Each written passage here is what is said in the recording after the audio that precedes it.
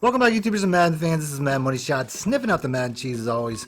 Got a video for you today. It's going to be a combination of money play videos as well as tip videos. I've had people in the comment section asking me to do a topic that I already planned to do, but I've been so busy recording stuff for my ebooks, recording stuff for my full video breakdowns, that I recorded some footage, but I want to make this a little bit more in depth because pretty much I've gone through just about every play in this entire playbook in an attempt to, like I said, I'm trying to make a playbook for every single, I'm trying to make an ebook for every single playbook in the game. So I've gone over just about every play, and I'm going to whittle down my favorite RPO plays in this video as well as telling you how to run them. Because to me, the RPO is one of the better, harder to stop plays if you run it right. And I'm going to tell you guys how to run it right. I'm going to tell you guys how to run this play to a point where it'll work every single time.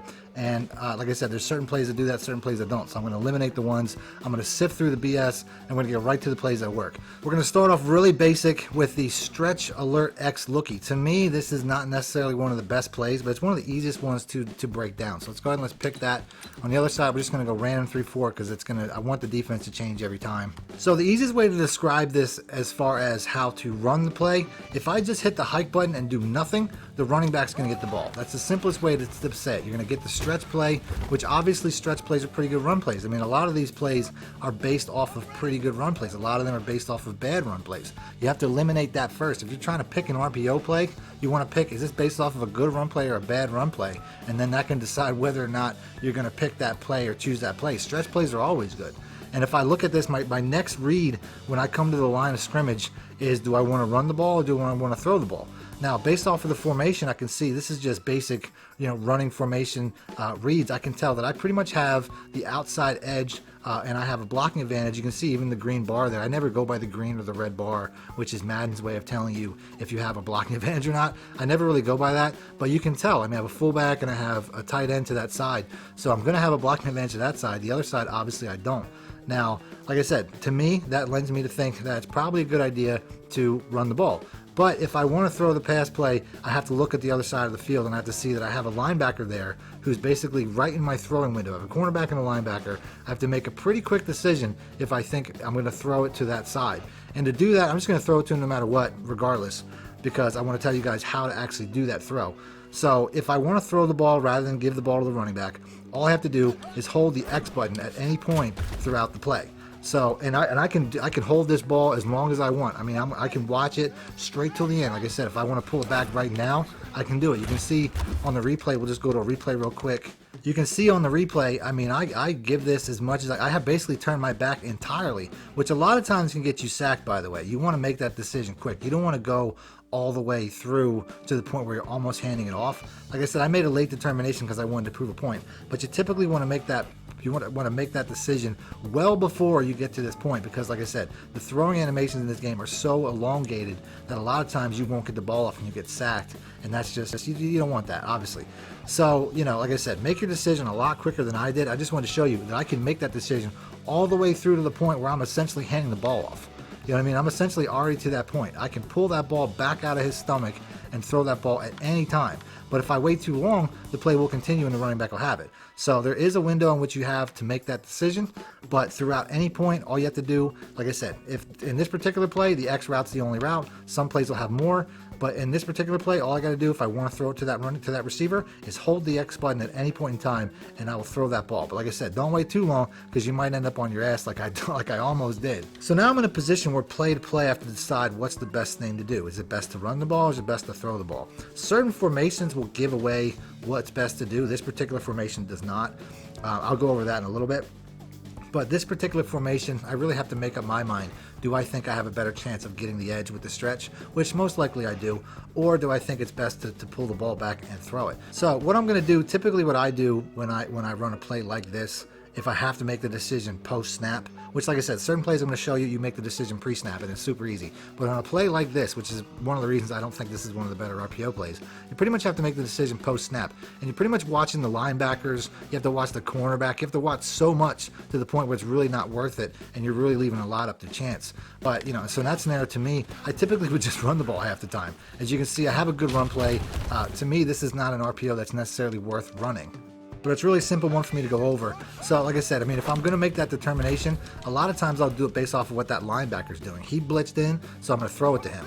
It's that simple. If he doesn't blitz in, like right here, you know, he blitzed in again, I get inside the corner. Luckily, a lot of times you have to watch the corner. A lot of times you don't get past the corner as well. But typically, I'm going to make this decision based off of what that linebacker does. There, he actually sat back, but luckily I threw it over him. But you have to worry about that. A lot of times that linebacker can drop into the coverage. So to a certain extent, you're watching that linebacker. What he does will decide what you're going to do. Like I said, right there, he sat in the zone. So to me, it was a safer play to run it. Essentially, I'm just staring at the linebacker right now, which is probably not the best way to go.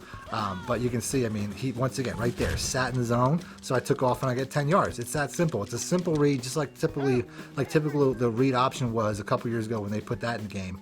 Some of these plays are going to have read options built into them as well. But like I said, we're watching this guy. He's the guy that's in the throwing lane. So when he sits back like that, obviously I don't want to throw into that. You know what I mean? It's that simple. You're just reading one play, one player. So in that scenario, I took off. You know what I'm saying? I got a 10-yard run because that guy, I perfectly diagnosed it. It's not that hard. You're watching one guy. Even the safety dropped in. I didn't even notice that. Like I said, I'm watching him, but even the safety, watch the safety. He drops down. He drops down right in that throwing lane too. So, you know, it's not that hard to make the read. But like I said, to me, you have to make it post-snap, so this still isn't a great play. So I'm going to show some plays that you can make that to me are much better than this particular play. Let's go ahead and pick some of those. So now I'm in the Panthers playbook, and I wanted to show you guys a somewhat rare play while keeping it kind of basic, because I want to start off basic before I get into some of the more exotic plays. You know, essentially, I'm going to go back to a stretch, only this time I have a stretch alert bubble. Now, the stretch play from the first variation had a receiver on the one side. This one, I'm purposely choosing a formation that has 2 wide receivers to one side, none to the other side, because that's going to help me make my determination based off of what I'm going to run. So let's go ahead and let's pick random 4-3 on the other side. So without a doubt, right off the bat, I already know exactly what I'm going to do with the ball. I'm going to throw it to the B route. The bubble screens are very successful in this game, I find. And it's based off of a simple principle. Is it man or is it zone?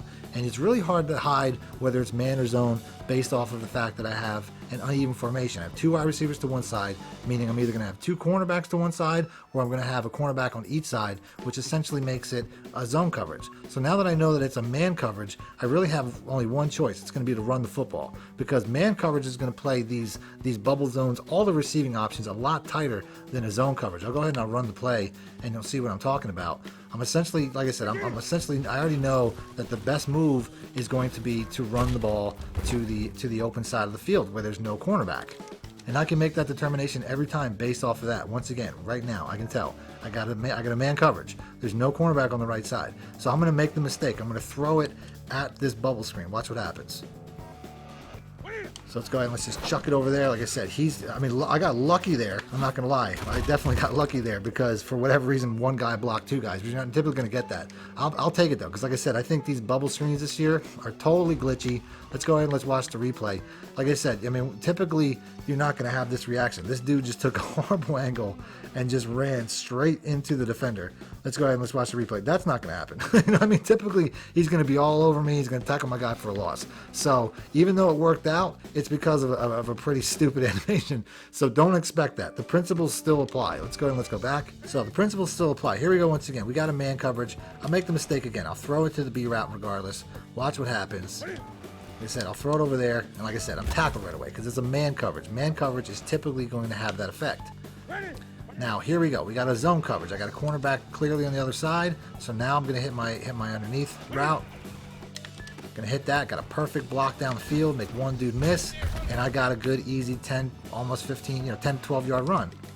So it's that simple. You're making this. Certain formations give away what you're going to do. Pre-diagnose the play, pre-snap. Like I said, right now I can tell already. I got what probably looks like a cover 3. So I'm going to go ahead and flip it over to my bubble zone. I don't really find that a ton of these formations or a ton of these plays work necessarily, but the bubble screen does. So running a play like this, I mean, in the Cardinals playbook that I was going to run it out of, they had an inside zone with a bubble screen. I guess I could bite the bullet and run that. I wanted to find this play because this play just is so much better as far as the stretch play. Right here I can tell that I'm going to be able to get outside because once again, it's a man coverage. There's no cornerback out there holding the edge. so I wanted to get this play particularly. So I'm gonna go ahead and end the video there. Some really good plays for you. Hopefully you guys like the tips. If you want to see more videos like this, maybe run play tips, maybe, you know, trick plays, I got a whole bunch of ideas, but you guys can give me more in the comment section.